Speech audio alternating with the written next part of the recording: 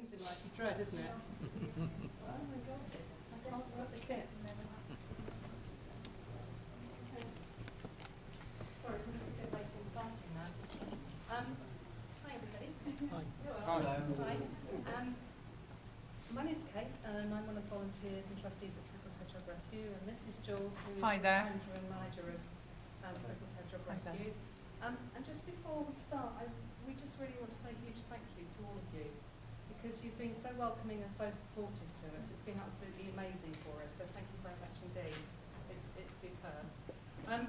What we'd like to do is just share with you a little bit about us as a charity, a little bit about what we do, a little bit about hedgehogs as species, and something on the end about some of the problems that hedgehogs face in our natural environment. But please feel free to ask questions, or if I'm saying something that isn't particularly clear, please ask me to clarify as we go through. Okay, so, first of all, without further ado, it's probably fair to say that hedgehogs, of all wild animals, particularly within the UK, although I'm conscious of a wider, in a more wider sense across Europe and various other parts of the world, are quite an endearing species. They're a little wild animal that doesn't really affect anybody. Nobody really has any complaints, and as you're probably aware, gardeners really like them because they, have a good old chew at some of the slugs and snails that affect their gardening crops. And if you're kind of my age, the next slide makes sense. If you're your age, it's much more likely to be Sonic the Hedgehog because they're really popular in popular culture. I'm sorry because I couldn't find a picture of Sonic last night. We were going to try and change the slide. Okay. So they're endearing creatures and they're represented really positively in popular culture, which I think is fantastic. Just a little bit of a close-up of a real wild hedgehog. This was a young hedgehog, and I'll explain a little bit more detail later on of how we care for them and rehabilitate them. But basically, if they come into us and they're very small, so they're a hoglet, which is a baby hedgehog, or a juvenile, which is a sort of age up to about a year. If they've come into us and we've hand-reared them, then what we try and do is get them into a natural environment as quickly as possible so they get some sort of sense of what it means to forage and build nests in a relatively safe environment. And this was one that probably a couple of years ago now, we'd actually released into a semi-wild area, so it got used to doing what it needed to do before it went out into the wide blue yonder. And you can see, they're very cute. So, a little bit about us. We've been running for 9 years, and any of you that know anything about wildlife rescue, these things always start with one. All right? And several thousand later, you're thinking, how did I get involved with this? How did this begin? So this was an adult female. She would have been too small to hibernate during the winter months, and she needed to be overwintered. And Jules had a close friend who did a lot of small mammal rescue, particularly bats and hedgehogs, the occasional fox and badger cub also, on a relatively small scale. So she asked Jules if she'd like to overwinter a hedgehog. And you know how these things go? And I said yes. 3,500 later, I'm still saying yes. Still piling in. No regrets? No regrets at all. No regrets. And we successfully released her back into the wild in the area that she was found. And we have a fairly informal system historically for monitoring hedgehogs when they're released. We've got a little bit more sophisticated now, which I'll talk about a little later. Can I just ask? Yeah. You said this very first one, she was too small to hibernate. Yeah. Was it because she was born too late? Yes. Or Yes. what happened there? Yeah. So hedgehogs, some things they're really good at and some things they're not so good at. So normally the first litter is born about now. So we've got our first couple of lots of hoglets, baby hedgehogs in, that we're now caring for back at the centre. We had a female, just to give you a little bit of background on that, we had a female that came in 3 weeks ago with apparent toothache and dental decay. They do suffer with dental decay. She went to the dentist, or the vet, and had a couple of teeth out, and they'd done a scale and polish. And then unbeknown to us, we didn't realise she was pregnant at the time, but she actually gave birth at Prickles last Thursday. So she's got 4 little hoglets. So that really for us is the start of our hoglet season, and that will go on now all the way through till October. 1 litter, and then if it's a good year, they'll have 2 and sometimes 3 litters. The risk is that if they give birth during late August and September, the little hedgehogs need to grow so they're at least 650 grams so that they successfully survive hibernation. If they're much lighter than that, they'll actually go into hibernation, but it's unlikely they'll survive. So we're always really, really busy between October and March and April because we have all of those, what we call autumn juveniles, coming into us because they're too small to hibernate. And of course, we've got to keep the temperature at about between 25 and 30, keep them regularly fed, so they make it through the winter, and then we're able to release them again the following spring. And it doesn't kind of confuse them or Doesn't seem to. hurt It them doesn't and they seem don't to. hibernate the first year, they'll Yeah. successfully hibernate Yeah, next absolutely, year. Happy. absolutely, because there's a a natural trigger that kicks in. So as soon as the temperature goes, consistently below about 4 or 5 degrees in the autumn, then that kick-starts and it triggers them to then go into hibernation. But sometimes we know there've been hedgehogs that have had as many as 4 litters during the year. It's been a really long, warm season with lots of natural food. But great question. It is confusing because they also, they also do what other mammals do. So if weather conditions aren't great, they'll delay the implantation. So again, that's something that they've got the ability to do if they need to. So this is what we do. Okay, so we rescue in all sorts of weird and wonderful ways. Sometimes, or largely, we get phone calls from members of the public asking they're worried about hedgehog, they've seen it out in the day, or they think there's something wrong with it, or they found it, usually on their way back from the pub, it has to be said. And we get a call to say, we think there's something wrong with this hedgehog. We also work quite closely with our local RSPCA, which is the Bristol-based group, and we also have a wide network around the local vets in our area. So they quite often, if a member of the public takes an injured or poorly hedgehog into them, they'll ring us as the first point of contact. So when we say, we probably need to add a line into that, so it's rescue, treat, rehabilitate and release. And we always try and release, as I said earlier, the animal back to where it was found, because there's obviously a thriving community of hedgehogs in that area. Although they live independently, we know there would be a group, so the environment would be positive for them, and also it's important we push them back into their same gene pool. Based in Cheddar, and largely we respond to the sort of geographic area around us, a sort of a radius of about 60 to 70 miles, but we quite often have telephone calls from all parts of the world and all parts of the country.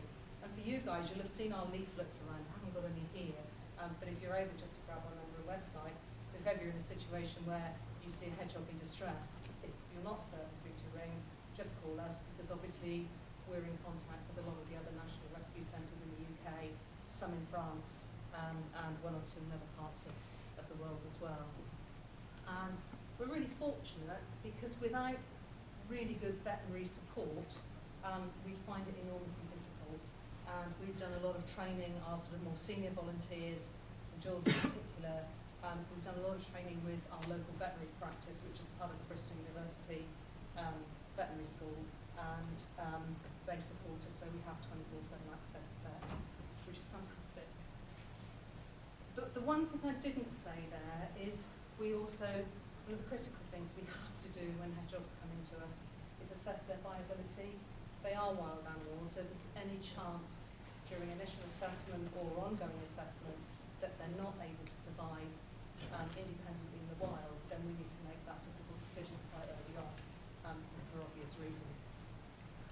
So we rely entirely on fundraising activities, donations by members of the public, and that's why for us this event is absolutely fantastic. There are 86 of us that are volunteers, and we do a whole host of different things. Some of the things we'll show you in a moment. Everything from care management to driving to running small events to giving talks, etc., etc.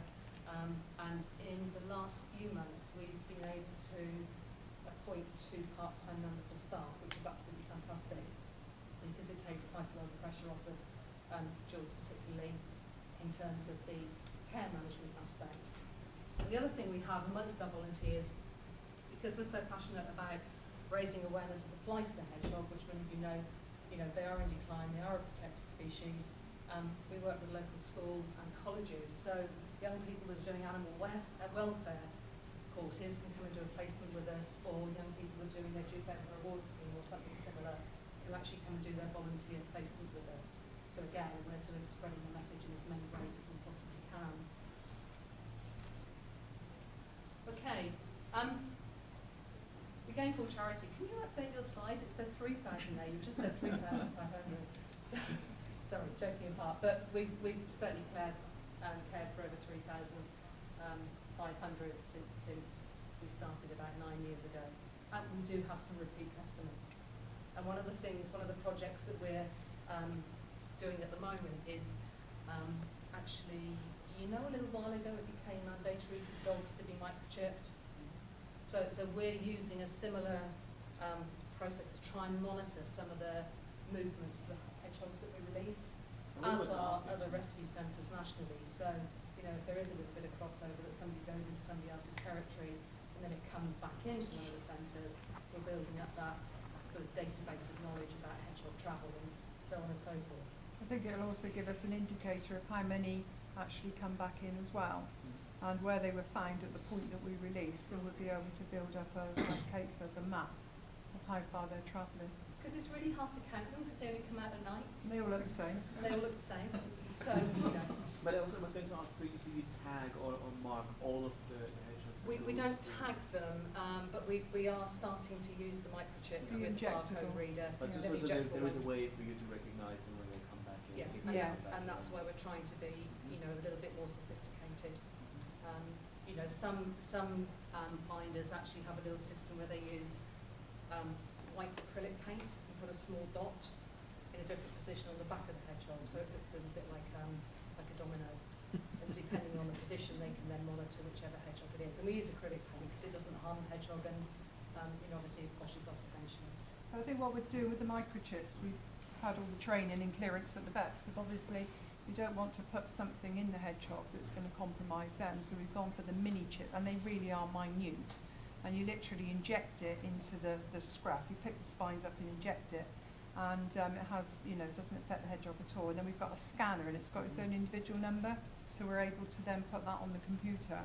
And then what we're doing now with all the new admissions coming in, we're just giving a quick scan, just to see if any are ours or any other rescue centre that's tagged them as well. Okay. Do they all look the same to you then? No. Some have got big pointy noses, some have got big ears. Quite often they're different shades of brown. They're different in personality and character, aren't they? Yeah. Definitely. Yeah. They're all different, aren't they?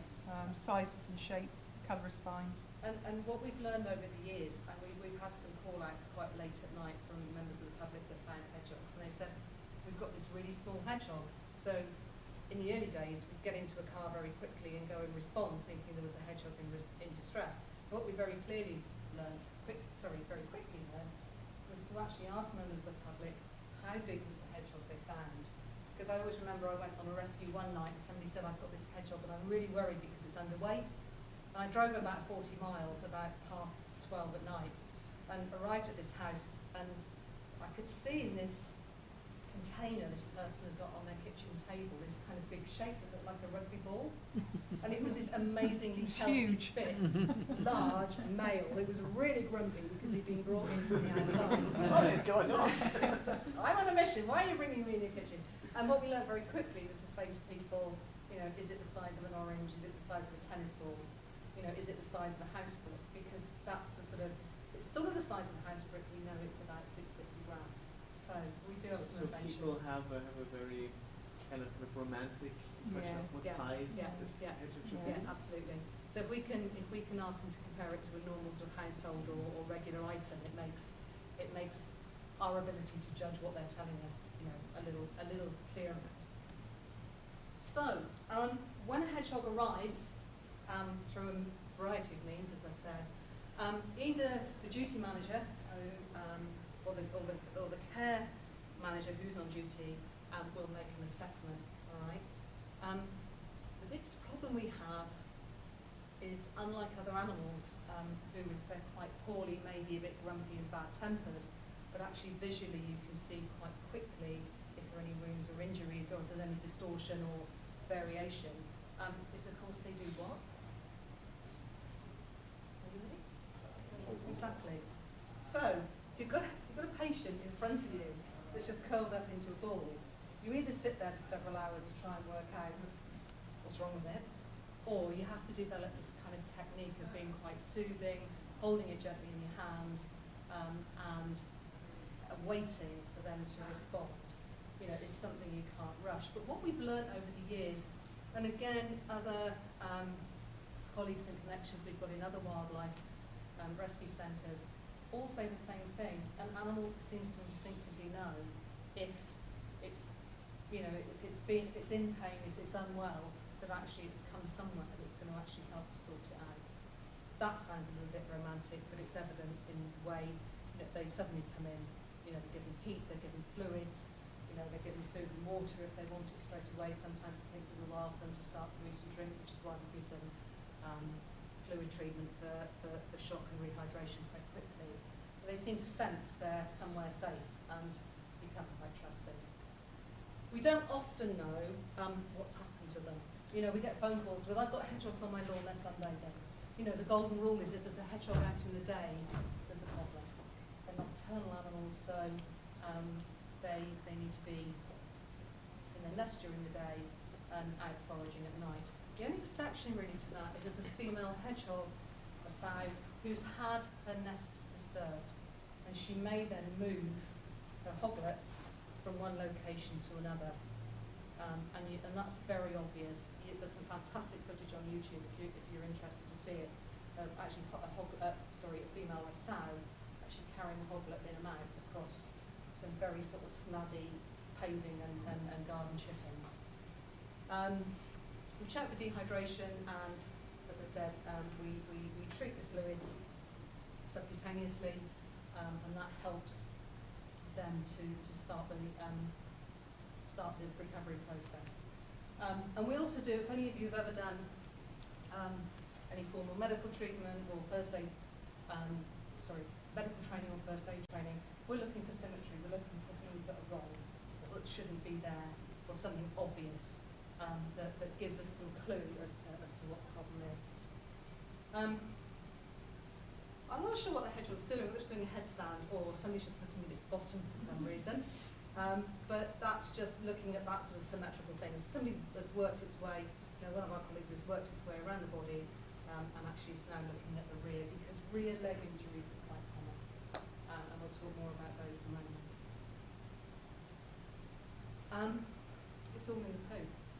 If you can't see something obvious on the outside, the easiest way we can make a diagnosis of what's going on the inside, so with the endoparasites, is to just check under the microscope. Okay, so we're looking for a host of intestinal problems, and also hedgehogs, because they live in the natural environment, are also quite prone to lungworm as well. But the majority of the problems that we get are either the lungworm or some form of intestinal worm, whether that's roundworm, tapeworm, thorny-headed worm, but all of which we're able to diagnose using a very sort of simple flotation technique. I think that's probably one of the main reasons that hedgehogs come into prickles. It is normally to do with a worm infestation. The reason being is because they're wild. With our own pets, where they're regularly wormed and treated, with a wild animal you can't do that, and obviously a hedgehog is very small. So what happens is they stay out because they're nocturnal, they don't necessarily come out in the day until they're really, really sick. So by the time they come into us, the infestation's normally got hold. But having said that, the worming treatments that we use are really, really effective, and we're able to get on top of them really quickly.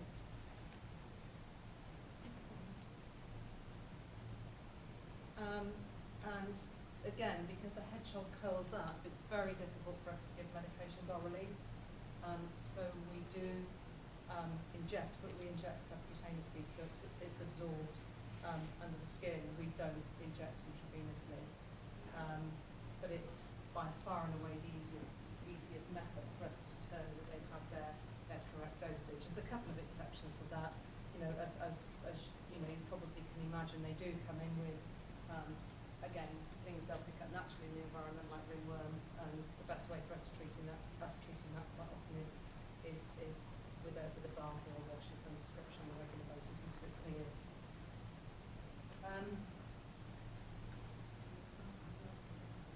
Sorry. It's essential for us to keep the records, and that's why we're looking at the microchipping as part of that particular project. We're absolutely determined, wherever possible, to return the hedgehogs to wherever they were found, unless the environment is particularly dangerous for any reason, next to a main road, next to a development or building site, or some other issue that would be a problem for them. We try and also build a picture up for our own record keeping around, the times of year that we get bulges or larger numbers of animals coming in, and that helps us with some of our trending as well. And we've got a very detailed database that we use as a backup for that. But it's essential for us, and everybody who's dealing with emissions or hedgehogs is made fully aware of that and asked to play their part in that. And it goes right down to how much, proportion of the food they've eaten and so on and so forth. One of the things that, for those of you that were at the auction the other night, one of the biggest projects we've got running at the moment is to replace the style of crates that we use. So at the moment we're using sort of typically small mammal but rabbit-sized internal crates. They're about 1 metre long, so there's a reasonable amount of space within them. But for both the hedgehogs and also, for us when we're cleaning them out and caring for them, it's a little bit clunky in terms of lifting them on and off. But the other beauty of the new style pen or crate that one or two people kindly bid for in the auction means that we can get many more hedgehogs into our rescue centre, because these things take up a huge amount of space. But it's also much nicer accommodation for the hedgehogs as well. But for the moment, this is where where they're housed. Everybody always asks about pink or blue. It's the only colours they make them in, unfortunately. All right, so the boys aren't ill in blue, etc., etc. So gradually, we're hopeful that all the money we've been able to raise with your support, we can start to buy more and more of those particular crates, which will make the hedgehogs stay with us a little more comfortable. Do they have to be kept separate? No. Oh, sorry. Yes. We separate them, if we've got litters of hedgehogs, we tend to separate them probably shortly after they're weaned into sort of smaller groups. So if we have a litter of 6, for example, they may be in 2s, and eventually as they get to about 400 grams, we separate them out again. But they're not social animals particularly. They live independently. As I said earlier, they may live in a geographical space, but they live sort of very sort of independent lives. So they'll encounter each other in the wild. Oh, it's hilarious. Yeah. If 2 boys encounter each other, you always get lots of roughing and grunting and bashing around. And obviously at the moment we're right in the middle of mating season. And any of you that have hedgehogs in your garden, they make a real racket. They're quite promiscuous. Okay, and they always tend to be in the vicinity of your bedroom window. So if you hear some interesting sounds, then quite often it's wild hedgehogs at this time of year. This is June, one of our other volunteers who's just doing a daily check on one that's in our intensive care area. Okay. PHR means Prickles Hedgehog Rescue. It's the easiest way we can keep account of numbers. But this is part of the things that we ask all volunteers to be mindful of and respond to. So that's the type of information we collect on a daily basis of the patients that are with us already. This is a typical clean-out shift. You can see we're a little bit congested. That's one of the rooms. But with the new accommodation, we can probably get, where we've got 4 going across, we can probably get half a dozen of the new crates because they will integrate and fit together. And as I said, for the moment, the crates need to be lifted down from the shelves in order for our volunteers to clean out. And at clean out, they're weighed, they're monitored, the records are taken, and then placed back onto, into their crate and then back into the shell. Are they okay with being handled like that, or do they fuss? We take a lot of time to train all of our volunteers in handling them very, very gently. People are always quite anxious, whether they're our new volunteers or they're members of the public, because we sort of say, can you go and pick it up? Well, it's going, and they're worried about it injuring themselves. But again, if you're just very gentle, demo, one I prepared earlier, and it's literally, if you imagine it's curled up, it's literally putting your fingers very gently underneath and lifting, because their underside is actually quite soft and furry.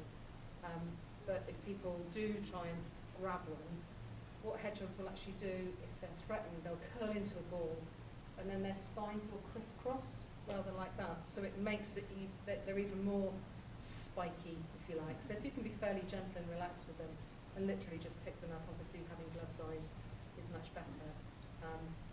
But picking them up like that and then gently putting them into a separate small box where their crate's been cleaned out, and then gently picking them up and putting them back in their fresh bedding, that seems to work quite well.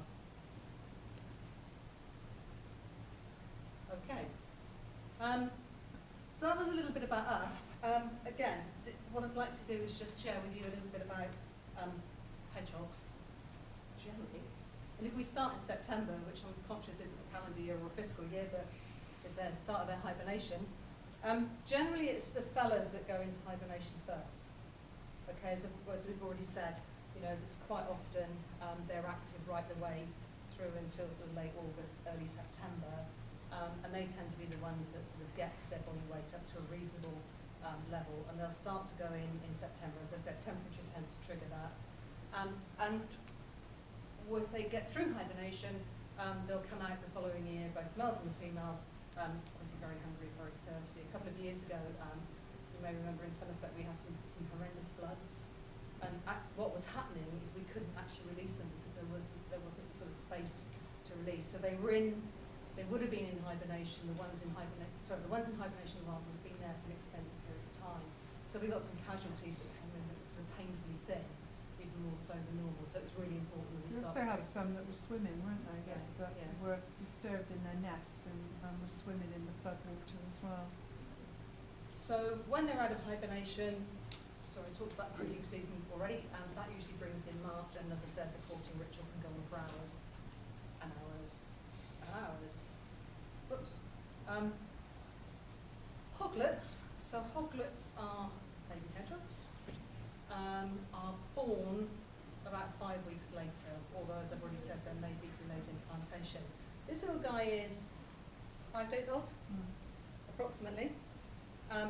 So they're normally 4 to 6. We have had as many as 8 in a litter, but this little guy is 4 to 5 days old. And a couple of things to note really. One is the eyes are closed, snubby little nose, not like the pointed nose an adult hedgehog would have. And when they're first born, they're bright pink, and there aren't any spines sticking up through the skin, although you can see little dimples. They look a little bit like table tennis bats, ready to pop up through. And we can tell the age of hoglets just by looking at the features and the point of their development. But you can see also there when the spines first pop through, they're white, and these are starting to change colour. Do they start out stiff, or do they sort of stiffen up as they go through? They stiffen up as they go through adulthood. They're quite, they're, what's it called? Is it creatine? It's not creatine, is it? I mean, the newborns, I mean, the spines come up sort of within about 24, 36 hours. And they'll still like prick you on the finger, but they don't curl into a ball. And because they're so relaxed, they don't react to us in the same way. I mean, it's very much like nails. Yeah. The spines are nails. Keratin, yeah.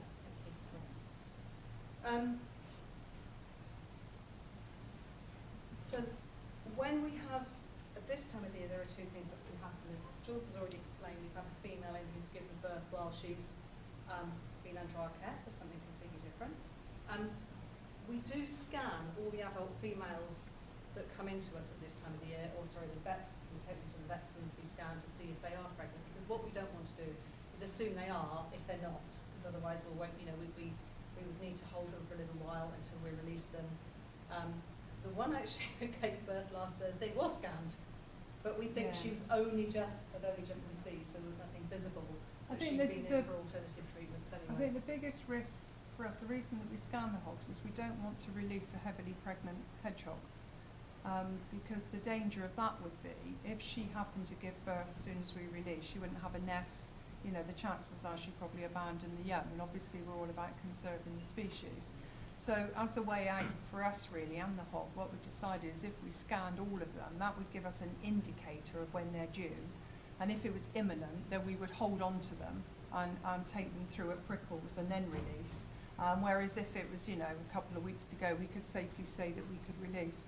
The problem with the one with the tooth decay, she was scanned literally within about a week of conceiving, so nothing showed up. And we had no idea because it came back as a negative, didn't it? Yeah. They'll always catch us out. They will. But on occasions, I mean, that's, you know, the best scenario is obviously the female, you know, raises the hoglets in the wild, and the second best scenario is that the female raises the hoglets until they're weaned with us, and then we can release the female and then gradually get the youngsters up to release weight during the summer months. But of course, on occasions, we have hoglets that come into us where the female has been compromised, has either been knocked over, has disappeared for some reason, quite often because a nest has been disturbed.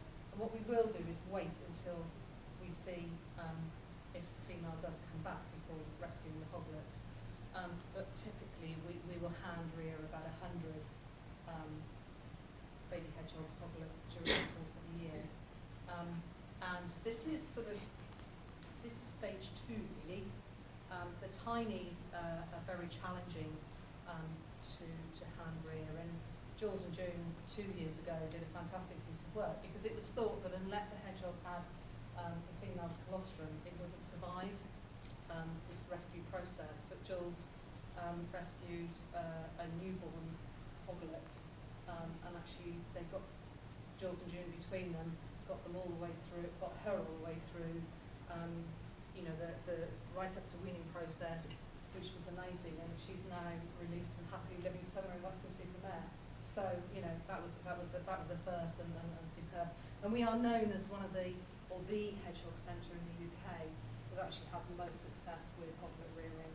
So we quite often get hoglets from other rescue centres because it is quite complex and tricky. And they are hilarious.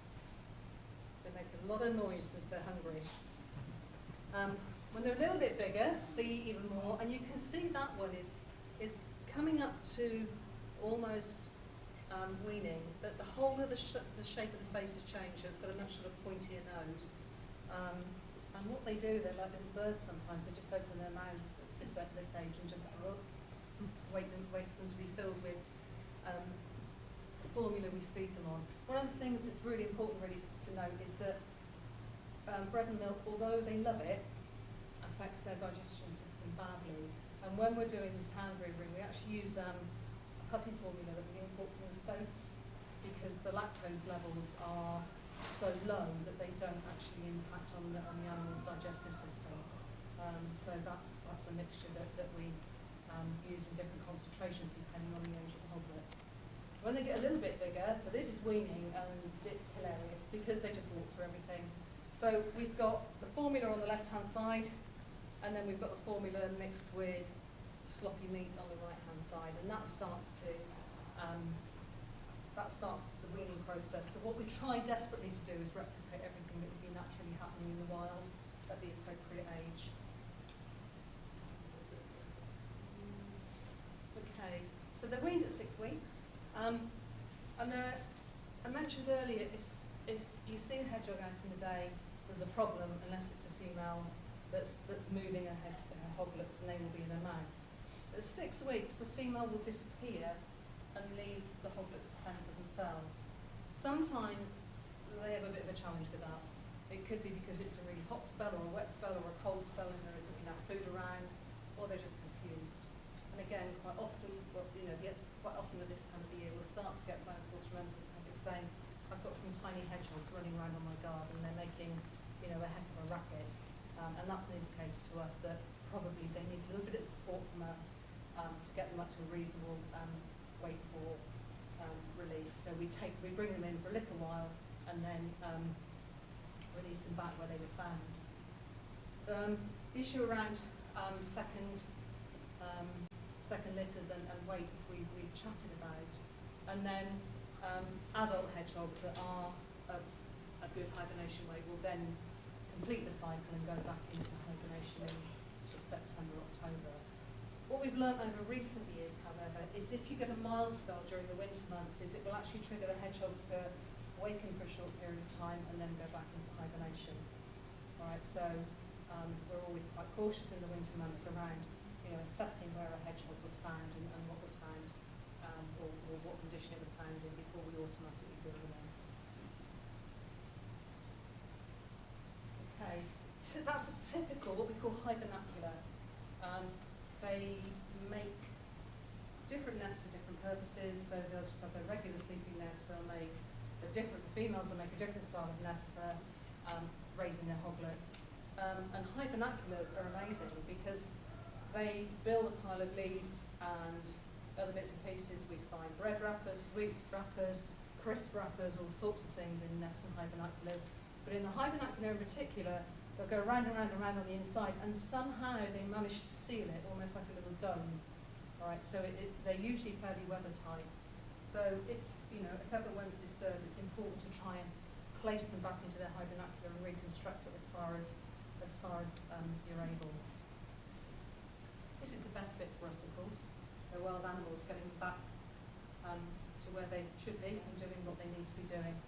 And one of the things that we ask when we do release them back, because they've been used to a bit of a five-star lifestyle, is that finders that we release them back to, we actually ask them to support feed. And the sorts of things, they like. Cat biscuits, specialist hedgehog mix. They love dried mealworms. They quite like the wriggly ones as well, but they like the dried ones. And nuts and sunflower seeds. If you do support wildlife feeding, feeding wildlife, whichever way around it is, sorry. If you're feeding peanuts and there are hedgehogs around, if you can crush them up a little bit or blitz them in a food processor, the roofs of their mouths are the same size as a peanut.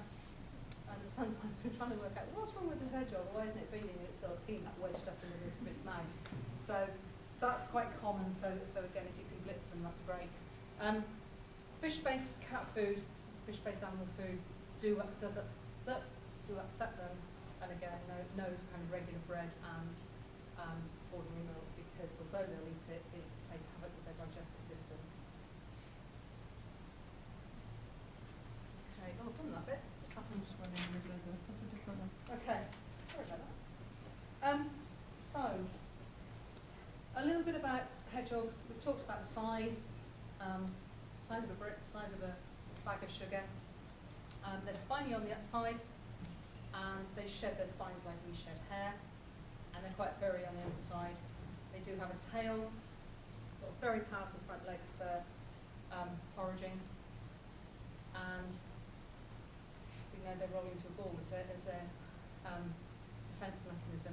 Most of the time it works, but it doesn't work if they do it within a highway or a footway or somewhere where there's a risk of them being crushed, unfortunately. But it's their natural defence mechanism, and I guess it's the human race that have changed that have made that quite unsafe for them, as opposed to anything else.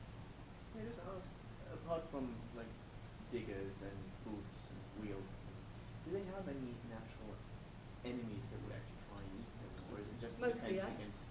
It's mostly us. I mean, what they've done is, they've lived side by side with every other sort of wild animal in the UK for thousands and thousands of years. And I think, as with any food chain, as long as the food supply, general food supply is plentiful, there isn't really a problem. But there are no other animals that would try and prey on hedgehogs? I mean, foxes will have a go, badgers occasionally will have a go, not very successfully, I have to say, because they're quite a hard food source. But the biggest predator to them really is us and what we've done to their natural environment. So, but they've lived side by side with, as I said, other wild animals. I mean, the most common injury that we get, or hedgehogs that come into us have, are actually attacks from dogs. And purely because if you're a dog owner, the last thing you do at night is let your dog out before it goes to bed. Well, if you've got a hedgehog crossing your garden at the same time, the dog may show more interest in it than is strictly good for both of them. So rather than, what we tend to say to people is, because we've heard some people say, oh, you should let your dog go out on a lead. Well, that's not real. But what we tend to say is, if you've got a dog and you know you've got hedgehogs in your garden, or you're likely to have, then put a light on, go out first, make a racket, the hedgehog will disappear, and then your dog will go out. So it's the best of both worlds, really. The hedgehog doesn't get a spiky nose, the dog doesn't get a spiky nose, and the hedgehog can travel across quite happily. What's next? Okay. So they are nocturnal. We'll cover this slightly in a minute. But this is the bit. So this is where the sort of spines end, and then you've got this line that goes around their sides that's called the skirt, and then beneath you get this soft, furry underside, and under the ears. And when somebody said, do they look different? It's those sorts of features that you can actually tell the difference. Some of those are quite short, quite long. The spines are slightly different colours. They're typical of a nocturnal animal. Great big pinners on the outside to hear sound. Large eyes. Their eyesight's not great. Doesn't need to be particularly, but large eyes to pick up whatever they can. And obviously very sort of sensitive sense of smell. And again, these are two that were just being rehabilitated before release. How do they navigate? So again, How do they navigate? Smell. just familiarity with their environment. Yeah, the I don't smell. think it's any more sophisticated than that. And I think, we'll talk about it in a moment, but I think because so many people now have gardens that have got firmer boundaries than they ever did, they're either walls or fencing. What we're doing is rather than, hedgehogs being able to travel across gardens that way, because there aren't any gaps to get underneath, they're tending to come into the front of people's houses and then go onto footways or onto the highway, where it increases the risk to them. So a lot of, we work quite a lot to raise awareness with builders and fencing companies and commercial gardeners, just to say, if you're putting fencing in or you're putting something in, just need to leave the space about the size of a CD. That's all they need, so they can travel more easily through gardens. And the People's Trust for Endangered Species have developed something called Hedgehog Street, which is like a project. So wherever you live, you can get everybody on the street involved in trying to sort of make those little highways more easy for hedgehogs to use. So if any of you are interested, please check that out. Okay. They will travel. What's 2 miles in real money? 4K, 4.5K, something like that. Around 4K. Particularly the adult males, particularly at this time of the year. So they'll travel up to that sort of distance. The females don't tend to travel as far. But again, as I said, we just need to make sure that they've got access routes through gardens. Or if you've got big steps in a garden, quite often it's good to put something intermediate there or a little ramp to help them on their way. They can swim, so if you've got a pond, there is a chance they'll topple into it if they're drinking from the pond. But again, if you can put something like a little ramp, like a toad ramp, or a brick or rock into the pond, that will just help them getting out if they need to. Even at night, they like to move through shrubs and hedgerows rather than being out in the open. And whichever type of nest they're building, they always tend to look fairly safe places. So they'll nearly always find somewhere that's got a wall or a fence behind them, so that's one area they haven't got a guard. And you can guarantee, particularly when we do rescues, it's under a holly bush, or it's under a burbush, or it's under something really spiky, which is brilliant. I mean, it just shows how intelligent they are. But if you're trying to rescue hoglets, you come out looking like a pincushion. And we do have a few adventures in rescuing. We have been known to take people's decking out, cut holes in the floors of their. We always reinstate it very carefully. Holes in the bottom of sheds. Jules went out on a rescue about 5 years ago because somebody had observed a hedgehog going backwards and forwards to a watering can, and it was a old plastic watering can on its side, and the edges had become quite sharp, so the female hedgehog had become quite injured. But when Jules took a closer look, there were two tiny hoglets that she built a very watery nest for. So those came into us for a while, but you know, we got them through and they were able to be released back into the area they were found, which was fantastic. Okay, as I said, they rely on their hearing and their sense of smell. They make a heck of a racket at night. The only thing to be mindful of, something different, at this time of year particularly, any time between now and really mid-September, is that hoglets will make a very distinct noise if the female has left them for any reason, whether she's been killed or compromised, or has been so poorly, sadly, she's sort of passed away in the wild. And after about a day, they'll come out calling, and it sounds like a smoke alarm. So those of you that have heard baby birds, you know, shouting at parents for food, it's a very similar sound, but it's always at ground level. So if you do hear that, that's an indicator that you've got hoglets that have lost mum and would need to go to a rescue centre for care and then release. Okay. They eat anything really, except bread and milk. Quite often they'll forage underneath bird tables. Their absolute favourite are a combination of earthworms really and slugs and snails, but the slugs and snails, they're like the little ones, not the big lumpy ones particularly, but obviously that breaks the food chain, that breaks the supply down for gardens, which is why they're so fond of them. But as I said, they'll quite often be found foraging under bird tables, and certainly at different times of the year it's really, you know, if people can support feed and leave fresh water out, it really helps them. They don't come to rely on it exclusively, but it just supports them effectively, so it gets them through a season. How does a hedgehog catch a bee? It'd be a dead one. They're not that.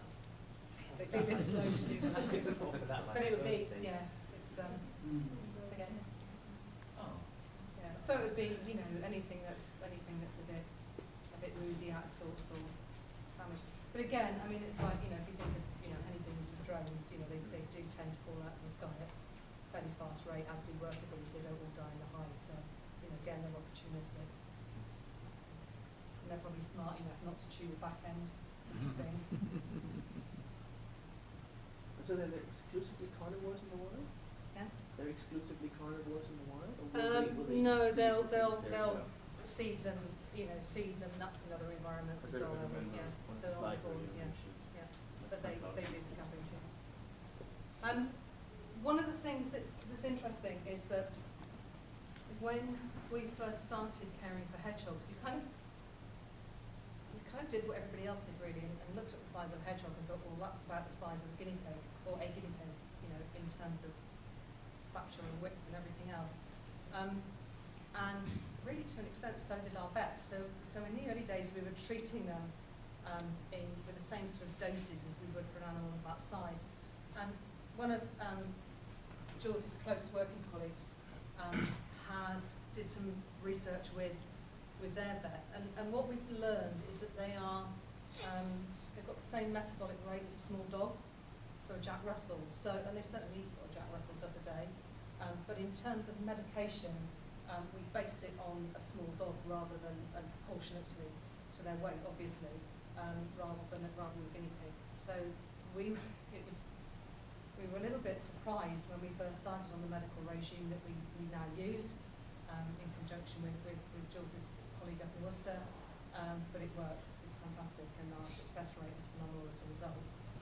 And the last 2 points we've covered already. I think, sorry, go back one. What we know is they are declining at a phenomenal rate. And, you know, in the 70s, it's estimated there were about 30 million in the UK.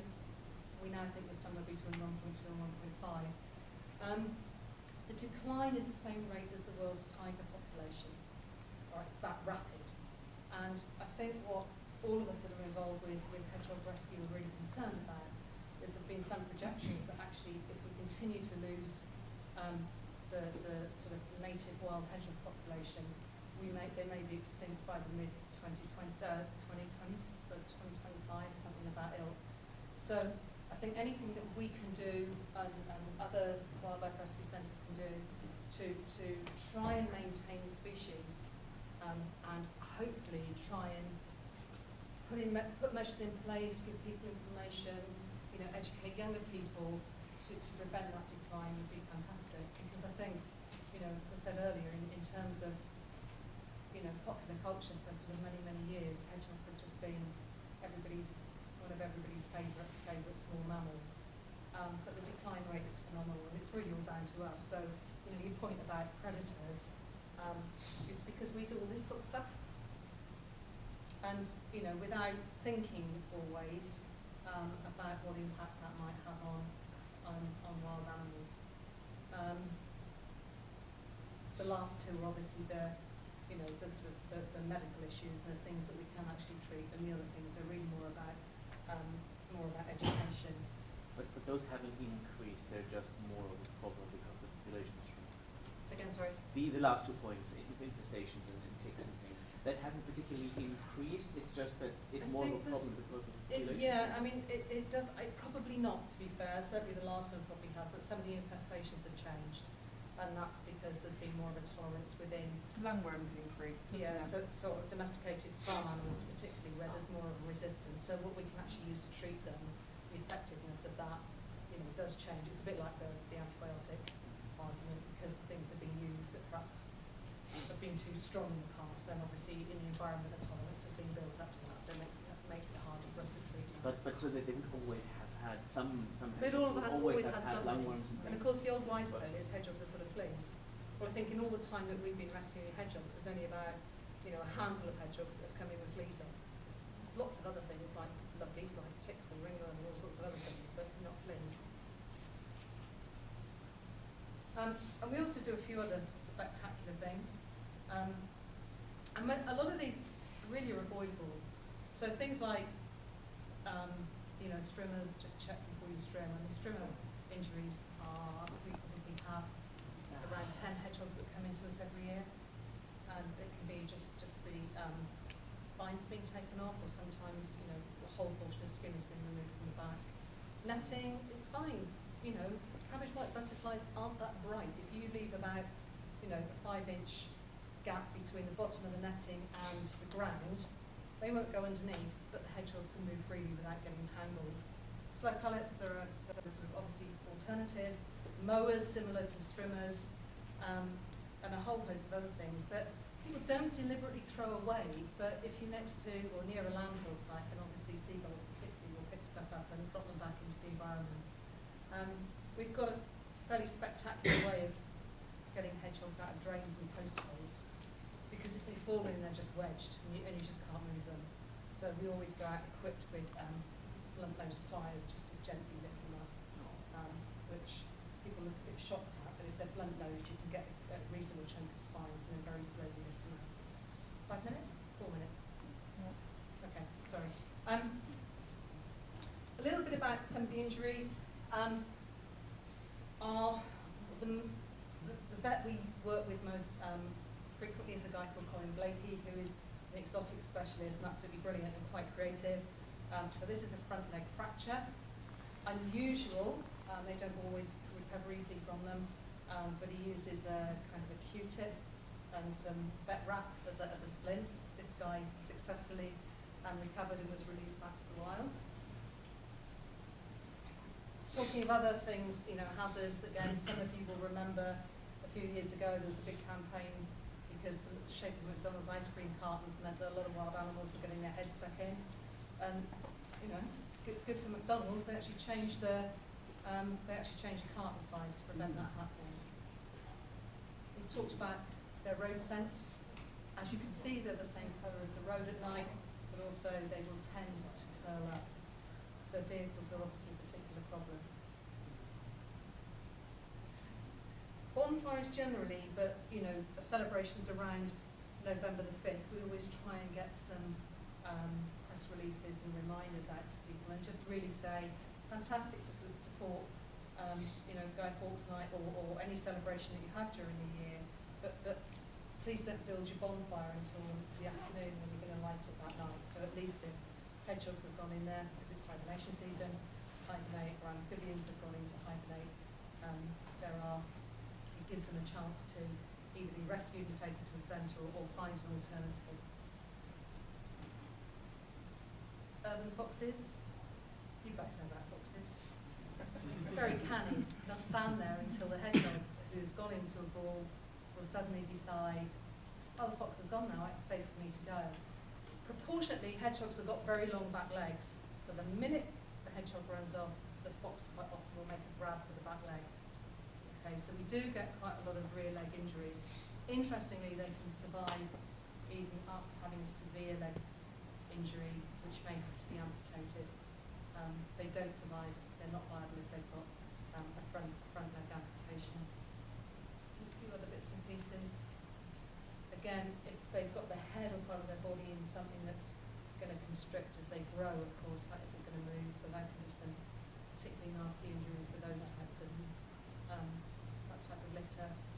And really just to recap, if we've got hedgehogs out in the day, there's a problem. Okay?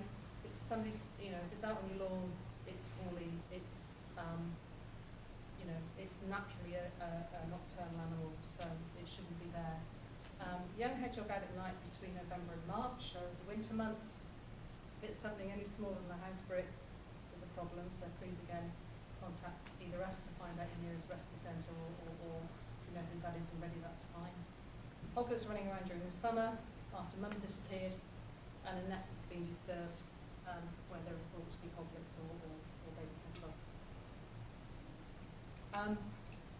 That's how much it cost us last year to run Cripples, so you can see how fantastic it is for us to have had your support this year. Absolutely superb, thank you again. And this is how we tend to raise money, a whole host of different methods, so if you are interested in any of the work we do and finding out more about that, then obviously please have a look at our website. And before I run out of puff, oh sorry, thank you. And are there any questions? So it was a bit rushed at the end. My timekeeper was waving at me. People say it's like pellets kill hedgehogs. They do. So, do they? Yeah, the little blue ones. Yeah. They'd have to, to be honest, they would have to eat quite a lot of them to kill them. But in the very least, as soon as they digest them, it does make them terribly sick and poorly. I mean, there's loads on the market where they're wildlife friendly, animal friendly. With those ones, they're completely harm to children, animals. Oh yes. and Oh, slugs. right, okay, yeah. You can always put them in a bottle though or something. Yeah, Because the slugs will go in the top and most wildlife Yeah. can't. And then you just toss the whole out so you don't need to do everything. Thank you, Steph. You can use share as well. 'cause it's not much better. sure. Did you have a question? Do European hedgehogs do the whole anointing thing? And does it Yes. make it difficult Yes, to they do. diagnose Good it? point. Yeah. So when a hedgehog comes across something new, and it's particular, do you remember the slide we showed of the hoglets when they were going Yeah. from having the formula to having the mixture of meat? Because it's a different scent, they do self-anoint, and the first time you see it, it's hilarious because they look like they're doing gymnastics because they're spitting out saliva from their mouths and trying to coat their body in it to change their scent. But a great point to raise because we haven't got a slide of that. But when you see it, you think they're The what's going hoglets on? do handstands, don't they? Yeah. And then just fall over. It's very funny. Hilarious. And why did they do this? It's just to change their body scent. It's called self-anointing. So because they're eating something, well, it's a different scent. They're trying to cover their body with a scent. So it's to do with their natural protection. Okay. How old do they usually get? So how old? Sorry. How old do they usually get in the wild?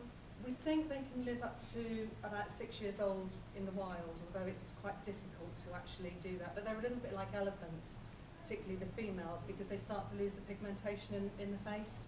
So they start to go pink as they get older. So we think it's about up to 6 years. And we have had a few repeat customers for 3 or 4 years. We've got so some we know. really elderly Yeah. females that have Yeah. come back in, haven't we? What's the minimum size you need for a fence? Because I've got cat fencing and obviously 15 centimetres and I cat gets out. So Okay. sort of Um, minimum. Probably probably, even if you can get something sort of the size of your fist under a fence or through a fence, I mean, normally we sort of say to people the size of a CD, but you could probably Yeah. be slightly smaller. I did, in my previous house, I had hibernarians, but Right. cats never find them. Yeah. So I know if they can get through Yeah, that yeah, size. yeah. Yeah, just like, because they're quite long, I wondered if a longer, if slightly lower. A tunnel, the tunnel effect is Yeah. always good because a Tunnel, cat, sort of right angle wouldn't tunnel. go through a tunnel, whereas a Yeah. hedgehog would quite happily go through one. That would be a better idea. Yeah, Mm. yeah, because on the internet it just said, oh, 15 centimetres Yeah. square, and Yeah. that was it. And I was trying to Yeah. think of other alternatives. But tunnel's a good idea. Yeah, I'll look at that.